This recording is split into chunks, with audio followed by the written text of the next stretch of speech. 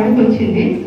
తర్వాత వచ్చి నేను చెప్పిన నేను ఆ వస్తే కనుక ఏ సాక్ష్యమైనా కానీ నేను అప్పు చెప్తా ఇట్లా వచ్చింది మా నాకు సాక్ష్యము అని చెప్పేదాన్ని.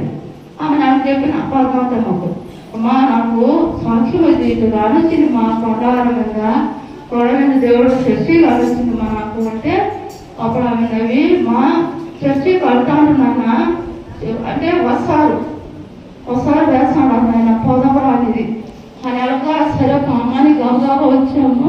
నేను పద్మావతం వచ్చినప్పుడు వెనకాల ఇక్కడ దగ్గరే వెనకాలనే వస్తారు కోయిలు పెడతాను.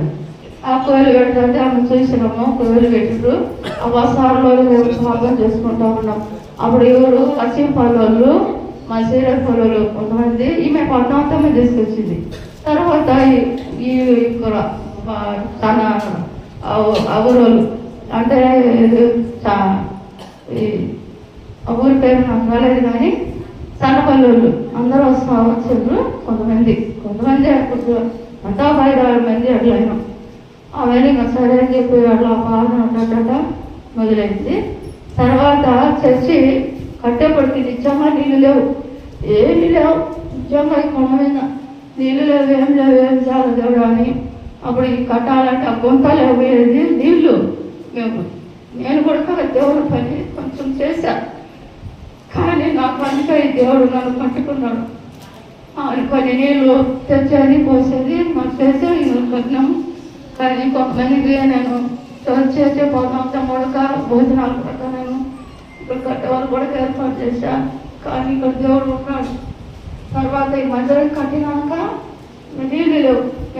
పాదాలకు కట్టినాక మన నవేమక్కలు కొంతమంది వచ్చినాక అప్పుడు ఇంకా సువాస వాదన అయిపోయింది. దేవరాజు పాపం దగ్గైతుంది అంటున్నాడు. మనం దగ్గైతే నీళ్ళు అంటే ఆడిపోవాలి, అక్కడికి సాధ్యం చేసుకోవాలి. ఆడ దేవాలయం అక్కడ చంద్రబాయి.